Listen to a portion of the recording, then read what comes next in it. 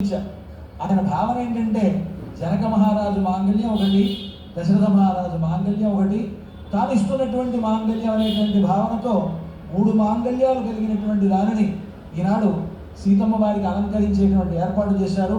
మాంగళ్య పూజ అయినది. అర్చక స్వాములు ఆ మాంగళ్యాన్ని మనందరికీ దర్శింపజేస్తారు. వెంటనే రామచంద్రమూర్తి ఆ మాంగళ్యాన్ని సీతమ్మ వారి మెడలో ఉంచుతారు.